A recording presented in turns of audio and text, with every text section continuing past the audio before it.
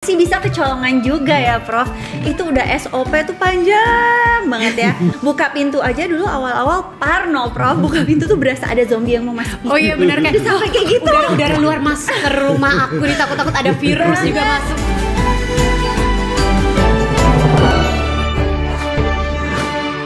Hai Mams, apa kabar semuanya? Mudah-mudahan selalu dalam kondisi sehat walafiat ya. Ketemu lagi, senang sekali saya Nikta Gina bisa menemani Mams semua di podcast Keluarga Siaga Lifeboy. Seperti biasa kita ngobrol di sini santai-santai aja, tapi informasinya banyak yang bisa Mams dapatkan dan bisa memberikan Mams mungkin tips and trick biar selangkah lebih maju untuk bisa melindungi keluarga dan juga anak-anak dari segala isu-isu atau masalah-masalah kesehatan. Karena yang pasti saya nggak mungkin sendiri di sini, akan ada expert yang menemani dan juga ada bintang tamu spesial. Tapi sebelum aku memperkenalkan siapa sih yang jadi narasumber atau juga bintang tamunya, coba deh ambil handphone Mams dulu. Abis itu follow Instagramnya Lifeboy di @lifeboyid. Udah gitu subscribe juga YouTube channelnya supaya bisa tahu nih kalau podcast Keluarga Siaga Lifeboy ada episode baru seperti sekarang ini, ya kan? Oke, baik kalau gitu langsung saja. Sekarang saya mau memperkenalkan yang menjadi narasumber supaya ngobrol-ngobrol kita tuh nggak ngalor ngidul ya.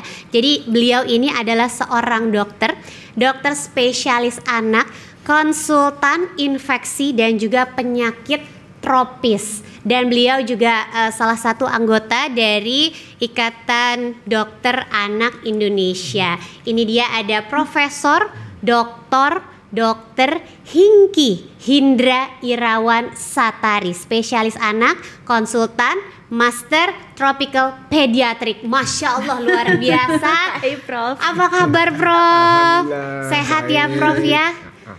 Alhamdulillah. Sekarang sibuknya apa nih Prof? Sibuk ngajar, kuliah, nguji, mahasiswa S1, S2, S3, rapat, presentasi, praktek juga ya Prof ya. Saya menjadi minder sebagai ya bisa dibilang teman sejawat walaupun jabatannya tidak sebanyak Prof Hingki ya. Itu bisa dijalani semua ya Prof ya. Alhamdulillah. Time management itu adalah kunci dari segala kunci. Terima kasih sudah datang di podcast Keluarga Siaga Lifeboy Prof. Kita akan ngobrol-ngobrol nanti di sini ya. Dan berikutnya juga ada Mams inspiratif sekali karena saya termasuk salah satu fansnya beliau, karena kalau ngelihat keluarganya tuh menyenangkan banget, selalu berempat ya kan, terus anak-anaknya yang lucu-lucu, yang sehat-sehat, yang pinter-pinter, gemes banget. Ini ada aku kok jadi mau nyebutin nama Instagramnya ya, Miss Sharena. Ada Sharena Delon. Halo Gina. Apa Hai kabar? semuanya baik. Aku juga follow kamu, aku juga gemes sama keluarganya. Iya ampun, kok aku jadi rumahnya juga aku naksir dari zaman aku belum pindah rumah. Oh iya ya Allah, terima kasih banyak. Kamu sehat? Sehat, suami ya, sehat. Semoga ya semua sama. Alhamdulillah. Anak-anak gimana sekarang? Sehat, lagi di rumah sama bapaknya. Oh, itu namanya juga manajemen waktu. Manajemen bagi tugas. Ibunya di sini, anak-anak sama bapaknya. Betul. Jadi saya sama Ray sekarang udah sekolah ya? Udah sekolah. Bapaknya bagian penjemputan juga kan ya. Oh iya. Walaupun agak minder samping dokter, jangan nanya aku sibuknya apa ya. Kenapa sih? Jauh banget sama rapat dan praktek gitu-gitu. Aku tuh bener-bener cuman kerjanya memang dari rumah. Iya. Ngurus keluarga, ngurus anak, jemput-jemput, sama sibuk browsing ya kan. Terus udah gitu abis sibuk browsing, sibuk parno.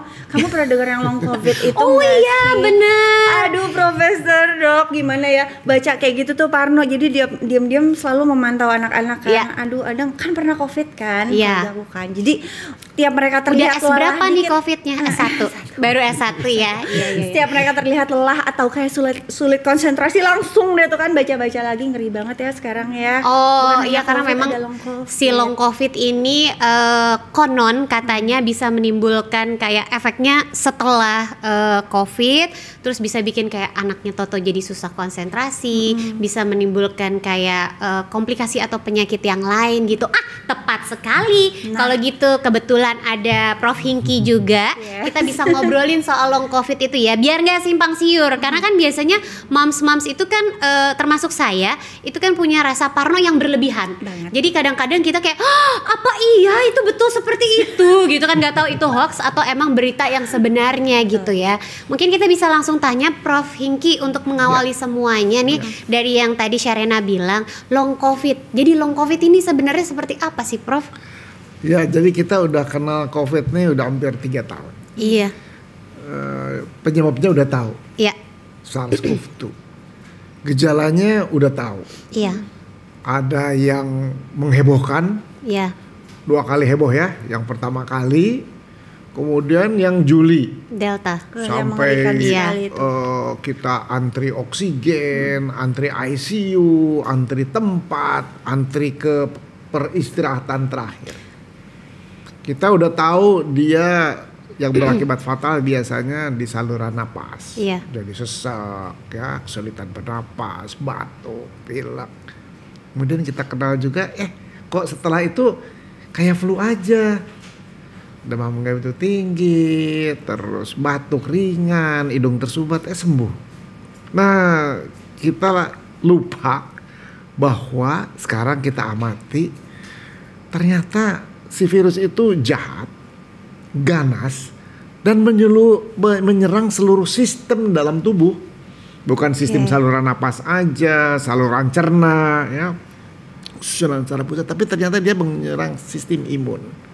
Nah, itu efeknya mungkin hilang. Dari gejala-gejala itu ada yang menetap. Kalau lebih dari 2 minggu itu disebut long covid. Kalau lebih dari 2 minggu ya, Mas, gejalanya itu menetap, gejalanya itu menetap. long covid. Jadi dari awal terkena covid sampai mungkin kan kalau di Indonesia ini kan kayak parameternya 14 hari kan ya, Prof. Ya. Nah, kalau lebih dari 14 hari itu gejalanya menetap, itu bisa dikatakan itu adalah long covid. Dikategorikan sebagai long covid pada anak. Long covid pada anak yang gejalanya. Nah, tadi kan salah satu gejalanya adalah yang dia derita dan tidak menghilang, tidak membaik dan menetap. Namun ada juga yang lebih dikhawatirkan, yaitu yang saya amati ini, anak itu kan tumbuh dan berkembang. Iya. Makanya batas anak itu sampai 18 tahun. Dan ada periode-periodenya kan, ada bayi, ada anak, ada batita, ada balita, ada remaja. Nah, karena sistemnya kekebalan pun berkembang. Nah, anak-anak kan mula-mula ada yang alergi, ada yang batuk, ada yang sesak. Nah, itu biasanya mereka dengan bertambahnya usia toleran. Nah, saya perhatikan anak-anak itu yang telah terkendali setelah kena COVID, si bakat terpendam yang sudah dia kendalikan itu muncul kembali. Jadi anak-anak itu alerginya muncul kembali, kemudian batuk yang berulang itu muncul kembali, terus berkepanjangan. Jadi itu dampak yang kita khawatirkan akan mengganggu tumbuh kembangnya si anak. Karena dia kan masih panjang tuh perjalanan hidupnya ya. Iya. Masih puluhan tahun. Jadi mereka sebetulnya harus kita lindungi agar dia tumbuh kembang optimal, sehingga fase-fase bayi, fase anak, fase balita tuh dia harusnya di roadmap yang sudah ada, dia punya potensi sejak lahir, harus ada di garis itu, di garis hijau itu. Nah, kalau ada gangguan-gangguan itu ya akan tidak tercapai potensi optimum daripada si anak. Nah, COVID itu mengganggu tumbuh kembang itu, mengganggu proses itu, mengganggu kekebalan tubuh yang menyebabkan anak nggak tercapai potensi optimalnya. Ih, serem banget ya. Mengganggu juga kewarasan ibu-ibunya ya. Yang anak pernah kena COVID, kamu juga pernah nggak sih anak-anak kamu? Anak aku stres. Udah pernah kena COVID yang pertama 2 kali, yang kedua 1 kali. Dan itu ya buat moms macam kita itu memang yang kita takutkan gak hanya si COVID-nya ini aja, tapi ya si long COVID-nya ini kan ya. Bahkan sempat marak berita di masyarakat itu adalah tentang MIS-C, yaitu multi-inflammatory syndrome in children ya, Prof. Itu beda nggak sih sama long COVID, Prof? Ya, Jadi berbeda itu. Kalau di situ dia menyerang sistem imun juga, Iya. sehingga reaksinya berkelebihan. Kita sebetulnya secara alamiah anak juga oleh Yang Maha Kuasa diberi kesempatan untuk membela diri Iya. dengan sistem kekebalan. Jadi sistem kekebalan itu mengenal benda asing, refleksnya naturalnya mau menetralisir. Namun kadang-kadang efek itu berkelebihan. Jadi dia selain menetralisir, menghancurkan si benda asing yang masuk, dia menghancurkan sistem tubuh dia sendiri. Dia nggak mengenal salah. Nah itu dipresipitasi oleh COVID sehingga timbullah gejala multi inflammatory. Jadi ada radang di berbagai sistem.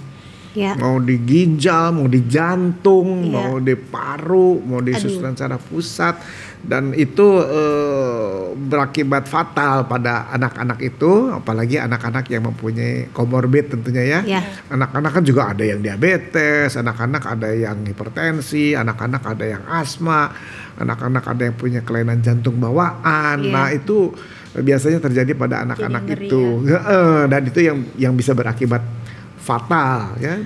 Prof, aku mau nanya deh, kan anak-anakku udah kena COVID tuh tahun lalu. Berarti kalau misalnya udah dalam rentang 2 minggu sampai kayak sebulan setelah mereka dinyatakan negatif itu gak ada gejala, apakah mereka udah aman dari long COVID ataukah si long COVID itu masih bisa muncul di kemudian hari sih, Dok?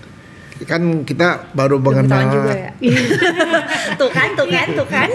Sibuk kan otaknya kan. Benar. kan kita terus terang baru mengenal kan si COVID, baru mengenal si virusnya baru hampir 3 tahun. Jadi perilakunya memang kita amati secara masa yang masih pendek. Ya. Ya, tadi yang kita batasi ya setelah biasanya kalau yang COVID harusnya sih setelah 6 bulan tuh dia nggak kelihatan. Tapi kita nggak tahu setelah itu karena memang belum ketahuan juga. Belum nyampe ya. Jadi maksudnya penelitiannya belum sampai ke sampai situ gitu ya, Bro. Laporan-laporan kan harus kita baca Iya, ya di benar. jurnal-jurnal Dianalisis lagi. medical, di jurnal-jurnal terpendek itu kita ada laporan-laporan dari teman sejawat baik dari Indonesia Iya. maupun dari luar. Nah itu yang kita pelajari. Nah yang kita lihat itu ya 6 bulan ini ya mungkin tahun depan kita bisa pelajari lagi dan kita amati lagi dan ya tapi kelihatannya dari 6 bulan ini memang si COVID itu mempengaruhi banyak sistem. Takut ya, Dan Bunda. jangan agak sampai stres ya. jangan sampai lah karena Intinya mah jangan sampai kena jangan lah jangan ya, in the sampai first place. menganggap COVID itu kayak Iya, flu kok. bener. 3 hari malah lebih pendek dari flu, lebih ringan daripada flu. Iya, Itu iya. anggapan Aku dengar yang juga, iya. salah. Jadi Betul. jangan bilang oh ini pandemi mereda jadi COVID-nya mereda. Enggak. Jadi tetap waspada. Tuh ya, Mams, dengar harus Betul. tetap waspada Betul. walaupun kayak kondisi sekarang sudah dibilang bahwa ya pandemi COVID-19 sudah mulai menurun, bahkan udah sempet ada pernyataan PPKM dicabut gitu ya. Tapi kalau memang masih bisa ini untuk melakukan perilaku-perilaku yang baik yang dilakukan ketika masa pandemi COVID-19, mungkin seperti jaga jarak, pakai masker, cuci tangan dan sebagainya, ya itu sebaiknya dilanjutkan aja gitu ya. Kalau Sharina sendiri kan di keluarga udah terkena nih pandemi udah terkena COVID-19.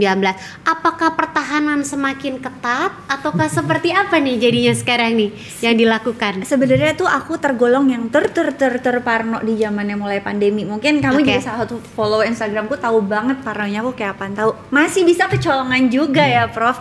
Itu udah SOP tuh panjang banget ya. Panjang SOP dari mulai yang paling buka pintu aja dulu awal-awal parno, Prof. Buka pintu tuh berasa ada zombie yang mau masuk. Oh iya benar kan, Sampai kayak gitu. Udara luar masuk ke rumah aku nih, takut-takut ada virus juga masuk gitu ya. Semua paket di meja paket depan disterilin dulu, dibuka, masuk cuci tangan, disterilin lagi. Pokoknya seheboh itu dan nggak mau keluar rumah, nggak mau kemana-mana. Memang kenanya pada saat yang udah orang-orang ngerasa udah apa sih COVID ringan, Udah kayak mulai flu agak aja. lalai. Iya, udah mulai agak lalai. Cuman di sisiku ya tetap dengan SOP yang sama. Cuma memang pada saat itu anak-anak sudah mulai sekolah gitu oke. kan, Dok.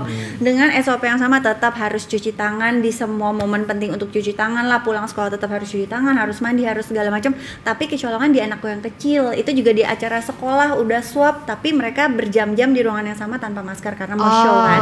Iya, Masuk iya. dari situ udah, kalau udah masuk rumah di yang kita rasa zona aman jadi kendor kan, kita nggak ada Iya, iya, maskeran betul. di rumah ya kan, Iya, walaupun benar. semua yang masuk sudah dengan sesuai SOP, kena ya kena aja gitu. Jadi ya intinya sih kita melakukan gimana caranya untuk menghindari, kalaupun udah kena bukan berarti SOP-nya hilang juga. Cuman memang mungkin rasa ketakutannya yang takut kena menjadi takut yang berbeda sekarang. Mungkin takut Yang jangan sampai ini, ketularan lagi jangan deh ketularan gitu lagi, ya. amit-amit long covid, dan Iya. tetap aja kan kita juga punya tanggung jawab, nggak cuman ke diri sendiri dan keluarga, ke orang-orang sekitar kita juga kan gitu. Benar. Jangan sampai kita juga jadi yang menularkan, makanya swab mah masih tetap sampai sekarang. Nah, itu mungkin juga bisa jadi pelajaran buat mam semua juga, buat kita semua ya, bahwa kayak selama ini kan kita selalu menganggap kayak aduh pandemi COVID-19 itu semuanya serba negatif, serba jelek gitu. Tapi akhirnya banyak mengajarkan kita hal-hal yang baik juga gitu, kayak supaya perilaku hidup kita jadi lebih bersih dan sehat. Mungkin yang tadinya kita nggak rajin cuci tangan jadi cuci tangan, yang nggak rajin mandi jadi rajin mandi gitu ya. Itu kayak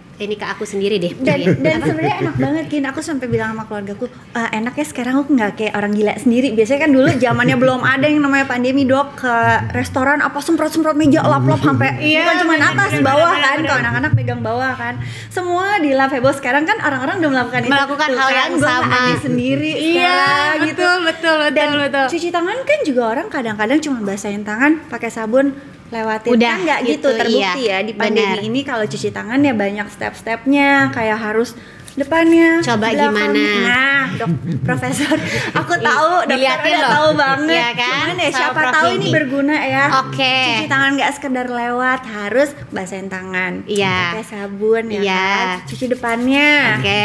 belakangnya.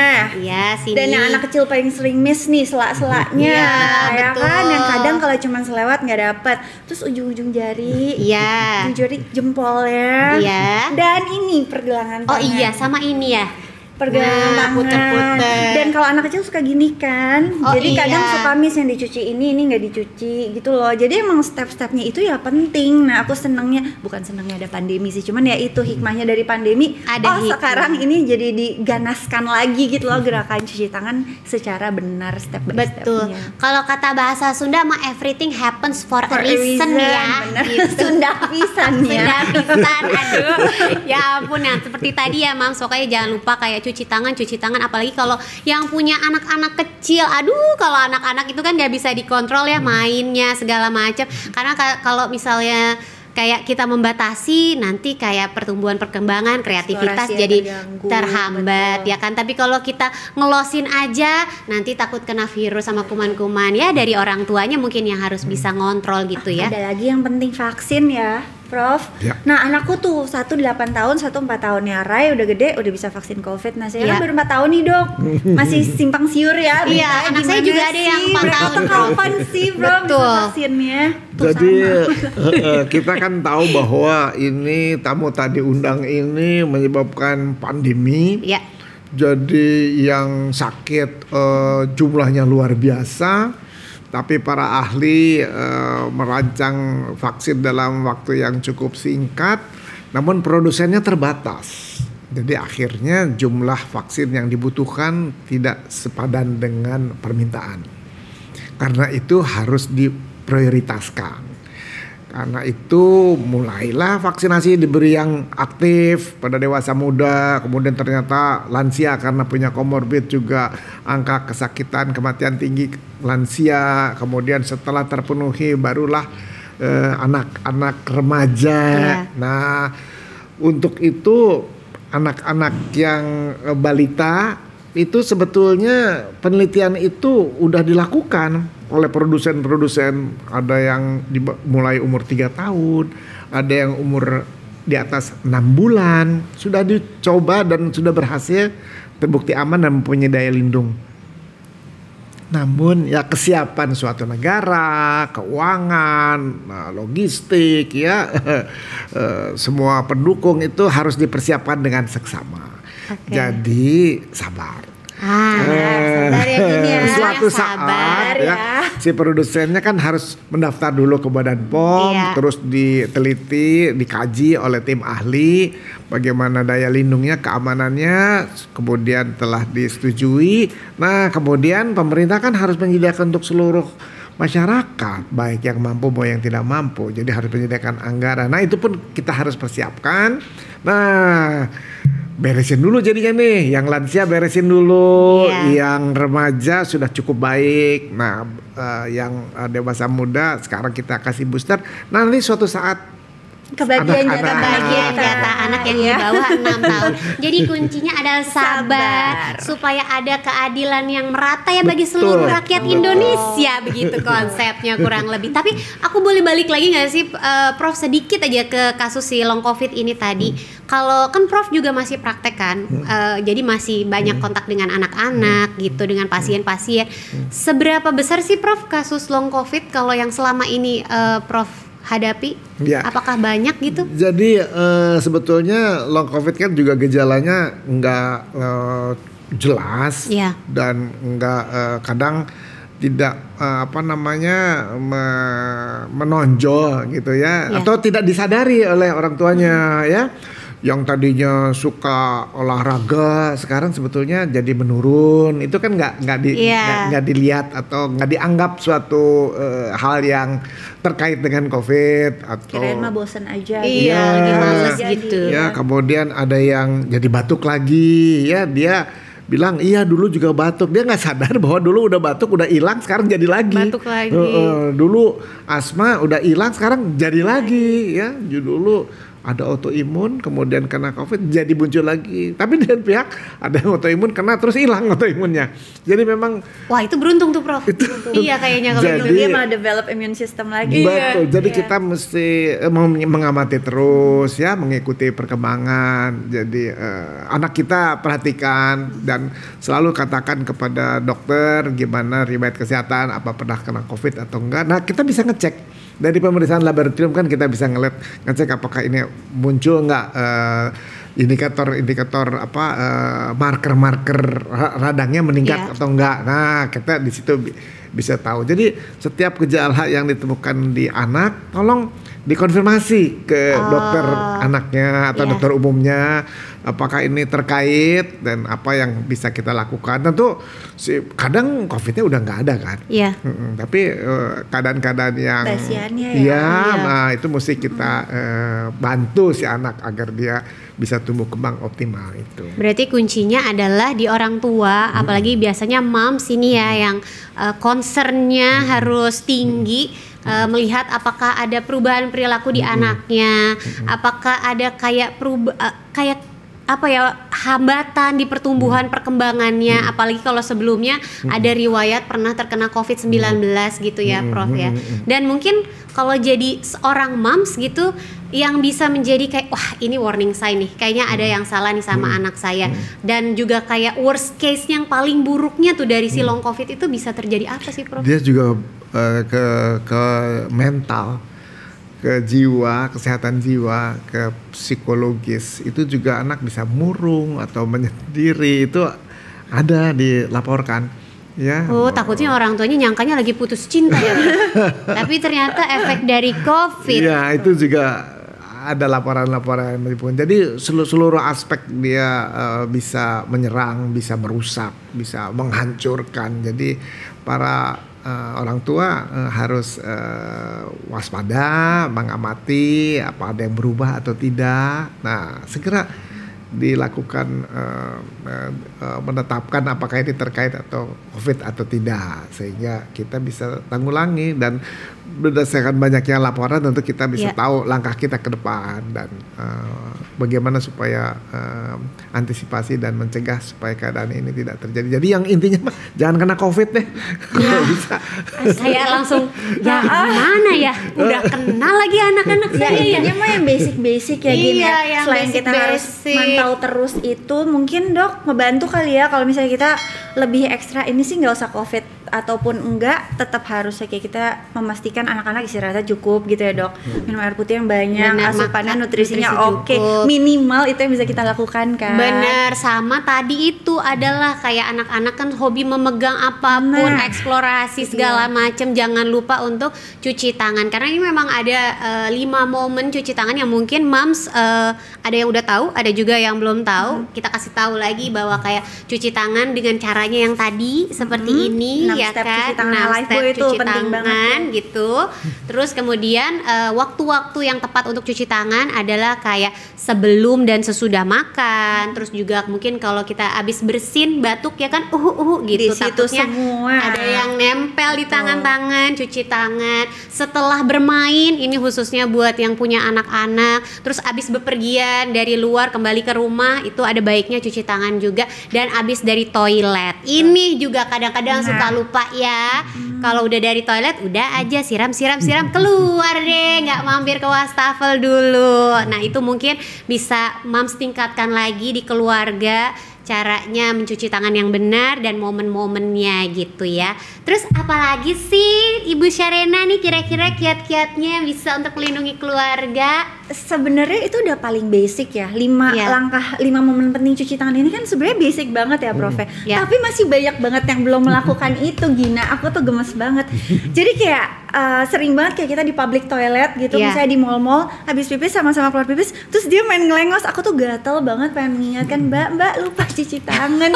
Pengen gitu kan. Jadi ya minimal kita bisa mulai dari kita sama ke anak kita Ya. dan lingkungan terdekatnya mereka kan. Kayak Betul. anak-anakku saking mungkin mamahnya bawel banget gitu kan soal ini, mereka sering sekali ngomong ke temennya baik-baik, kamu lupa cuci tangan habis ini habis itu gitu.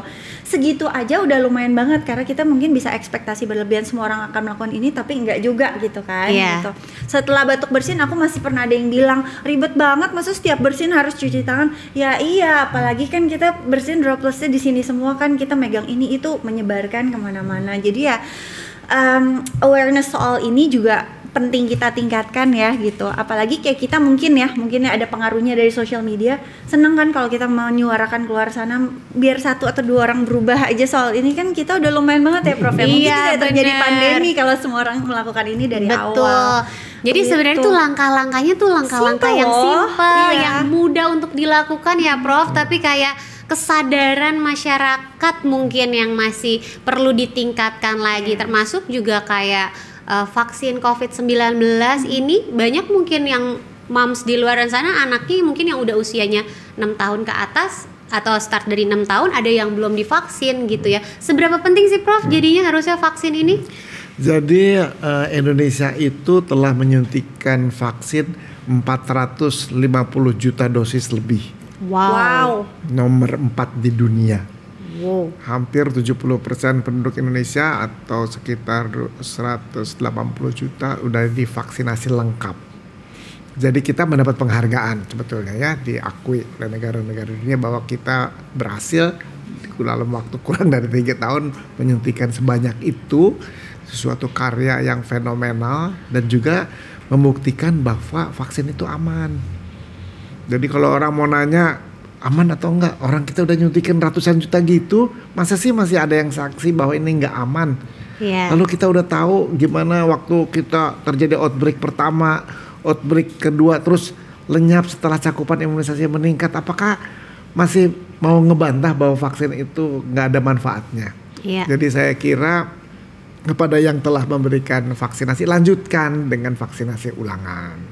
Kemudian yang belum ya, para lansia juga yang belum, itu supaya kakek-kakek dan nenek-nenek semua tetap sehat, melihat cucu-cucunya tumbuh kembang sampai besar, sampai menjadi ya insan-insan yang bermanfaat bagi bangsa dan negara, juga tolong divaksin. Jadi kita semua berangkat dari keluarga. Iya benar. Keluarga, kalau kita semua divaksin, ditambah perilaku bersih hidup sehat, protokol kesehatan jangan direndahkan, jangan diturunkan kewaspadaannya. Jadi kalau kita keluarga kita sehat, keluarga kita tangguh, keluarga kita tidak menularkan ke yang lain, atau keluarga kita tidak ditularkan oleh orang lain, insya Allah deh virus ini dapat kita Kalah juga ya. kendalikan. Dapat dikendalikan, Iya, benar. aku mau Apa? nanya deh, kita sesama ibu ya, dan kamu tapi di sini sebagai seorang dokter juga.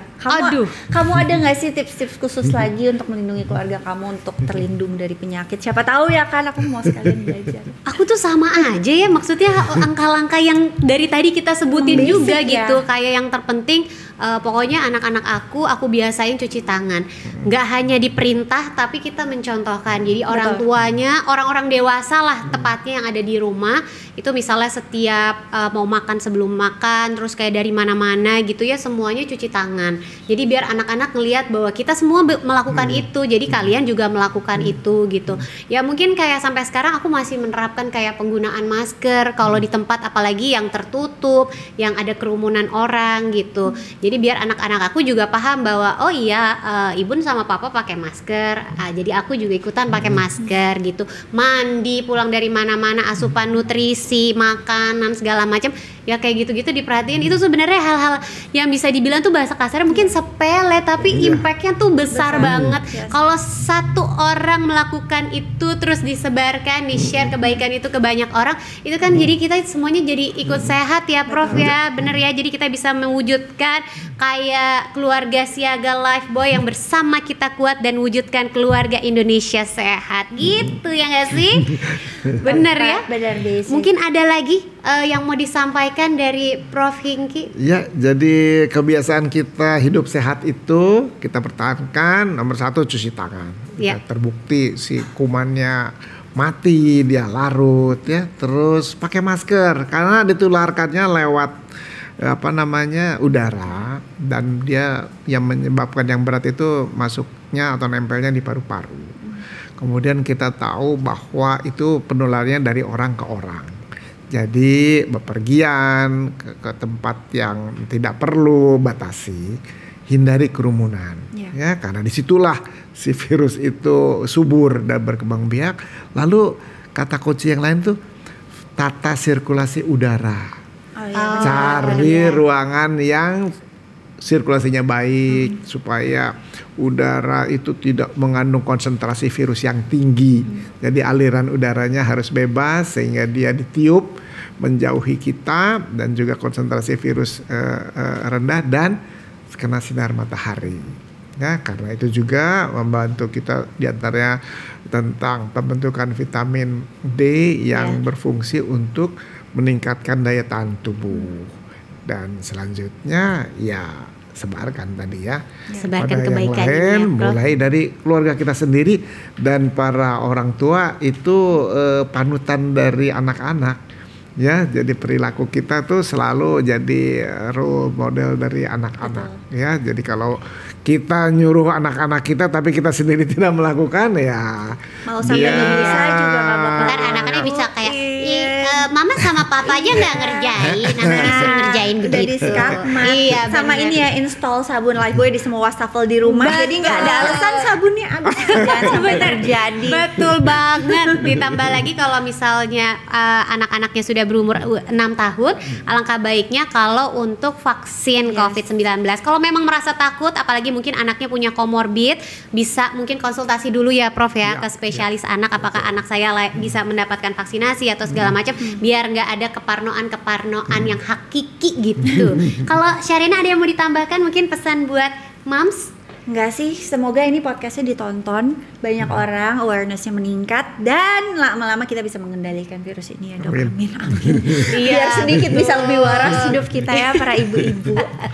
Baik, terima kasih banyak Prof Hingki. Terima kasih banyak Syarina. Mudah-mudahan informasinya bisa bermanfaat buat moms di luar sana ya.